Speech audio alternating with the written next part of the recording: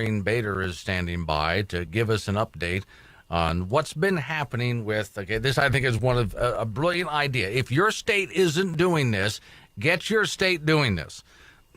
Go up to your politician and hand them a pledge, basically for no new taxes. And is there anything else we can put in there in the fine print, Maureen? I'm kind of curious. Well, one of the things we need to have in the fine print is it's no new taxes and no tax increases. Right. But the other thing that we need to, and we're going to talk about this a little bit more in terms of the candidates in the Gillette area. Another thing that we need to have in there is something about revenue neutrality, which is a little bit more nuanced. It makes the pledge a little bit more nuanced because what it does do is allow for certain tax increases as long as those are matched by an equivalent tax reduction in either that sector or in a different sector. Okay. I was thinking more fine print in getting them to do things that, well, that's a whole nother subject. You and I will have the conversation in private. Something they have to read with like 3 magnifying glasses, you know.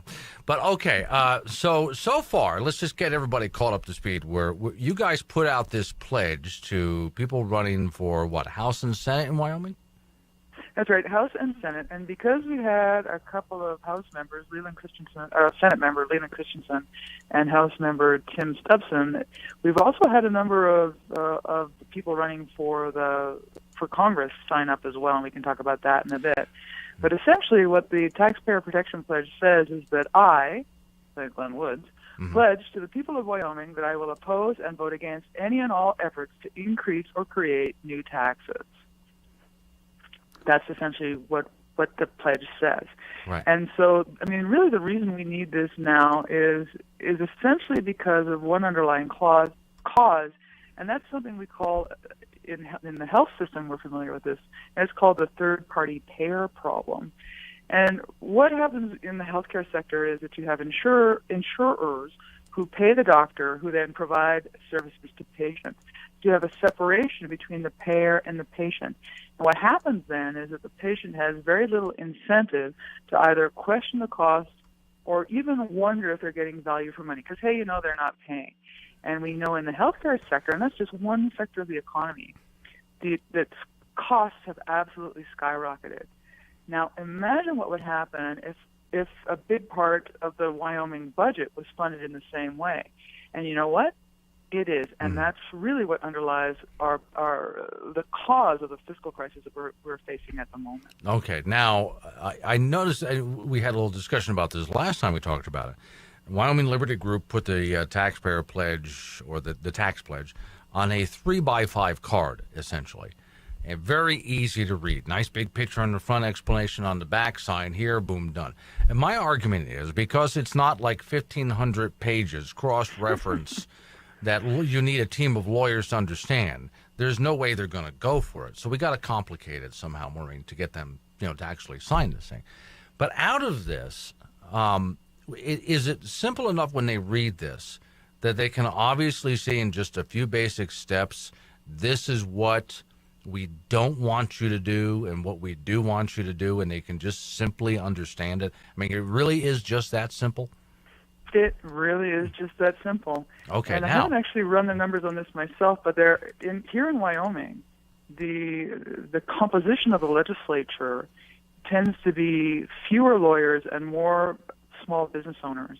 Okay. So, we don't have the problem that they have in Congress, and we don't have the problem that they have in a lot of other states where you've got a bunch of lawyers who have an incentive to be busy creating laws, and a lot of those laws are tax laws. We don't have it here. I mean, we're pretty lucky, really. Right. Okay. Now, have you had any? I know of one. You and I know of one from my area who just refused to sign it, and tried calling the show and explaining to it and as to why he shouldn't be signing the thing, and he absolutely blew it. Have there been any others out there running for House and Senate in Wyoming that have refused to sign it? Well, in terms of refusal, your friend, there was his name, Duffy. He actually did outright refuse. But a lot of people. And a couple of people actually from the Gillette area have called me with some concerns about the pledge because one of the taxes that they are considering right now in the Revenue Committee is an increase to the wind production tax. And I know you talked a little bit about the whole global warming scam and how I personally have written quite a bit about that. In fact, you can go to our website, wyliberty.org, and find an article that I wrote, actually this was back in 2009, called Global Warming Judgment Day. And what it does is essentially lay out how the sort of global warming Armageddon hysteria has been used to drive resources from productive industries like coal, say, for instance, to unproductive industries or heavily subsidized industries like the wind industry. Right. So what we have at the Revenue Committee, and I spoke with Scott Clem and Roy Edwards, who are staunch conservatives who are hesitating to sign this because they really want to support the wind tax increase, but it's not so much that the wind tax increase is going to solve the fiscal problems, because the wind production tax right now brings in about $4.4 million per year. Right. And that was in calendar year 2014.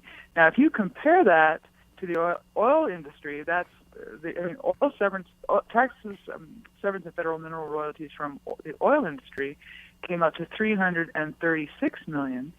And from natural gas, it was $348 million.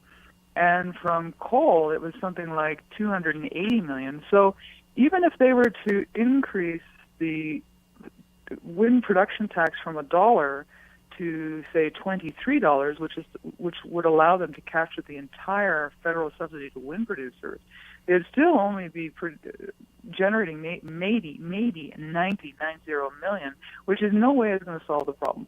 So you can see really what they're trying to do. And I mean, and I do kind of sympathize with them in a way. You really sort of want to punish these wind investors or wind farm investors, because essentially what they're doing is stripping money from the taxpayer. So you sort of want to punish them in a way, but this is really not the way to go about doing it. And so, but if they did want to do it, say, they could still sign the pledge as long as they were to ensure that in the legislation that increased the wind tax from, say, $1 per megawatt hour to $23 per megawatt hour, you would have an equivalent tax reduction in another area. I mean, the whole idea is to starve the beast, right? That's what we want to do. We want to make the reason the government is so big now is just because it had so much money. Now the money is going down. So where's the money going to come from to continue funding the government at current level? Is it going to come from taxpayers, or are they going to actually cut spending? And this is what the Taxpayer Protection Pledge does, is ensure that these politicians stick with the cut spending option and not with the increased taxes on Wyoming family option. See, this to me, this is a make or break. I like to, as you know, simplify things as much as I can. So it boils down to this for the state of Wyoming. I want to know from those people running for office, we are in the middle of a slowdown. Now, what is your plan? Because Wyoming is spending too much money. And if their answer is, well, I intend to shrink the size of government, well, you know, they have a really good chance of getting my vote. Mm-hmm. But if they start talking about new programs that we need, and, oh, you can't say tax increases, Maureen, you have to say investments. And so investments means tax increases. And as soon as they start talking in that kind of complicated language, they've completely lost my vote at that point. So do we have many people out there who actually want to shrink the size of government? Well, we have people who talk about, oh, well, gee, we need to cut spending and streamline government and all this other kind of stuff, but they don't come up with specifics. And then they always say, but, I'm not going to sign the pledge because we need to have tax increases as a tool in the toolbox. But I think people need to understand that in Wyoming, right now, until recently, the minerals industry funded about 70% of government spending. Mm. And now it wasn't the minerals industry that was benefiting from that spending. It was the people of Wyoming who was benefiting. Right. But think about it. I mean, the Wyoming Taxpayers Association came up with a calculation that said that your typical family of four in Wyoming in 2014 paid about $3,000 in taxes and received roughly $30,000 in benefits. Now, can your family afford a $27,000 per year tax increase? Right. And then there's every so often I hear the idea floated, well, we could wind up with a state income tax if we're not careful. So I guess that would be on your pledge. How percentage-wise? Can you give me an idea how many people have signed the pledge out of the numbers that you wanted? Well, no, actually not right off the top of my head, but it is pretty disappointing. Yeah. Up in the Campbell County area, we've got Rod Mathias, who did sign, and he's running against Michael Von Flattern for Senate District 24. And actually Rex Ramel, who's from Gillette, also signed. Of course, he's running for Congress. Now, we had a couple of other ones. Liz Cheney, Darren Smith, and Daniel Clyde, who are also running for Congress, have also signed. And unfortunately, I was very disappointed to see that both Leland Christensen and Tim Stubbson have not signed. Okay. So, well, the pledge, I'm running low on time, so the pledge is there, and it's on your website. Plus, you've written some things about this. So where do people find the pledge, your writings, and the website? Yeah, please go to our website, wyliberty.org. If you want to find out if your candidate has signed the pledge, you can just click on the Protect Yourself from Taxes button that's at the top right-hand side. That'll take you to the page. You can see there everyone who has signed and everyone who signed. And then if you don't know who your candidate is, you can scroll down to the bottom of the page, and then there's a little emblem there, and you can find out who your candidates are. Right. So I got to run because I'm out of time here. Maureen, thank you as always. Appreciate you coming on. Okay, great to be here. Talk to you next week, maybe.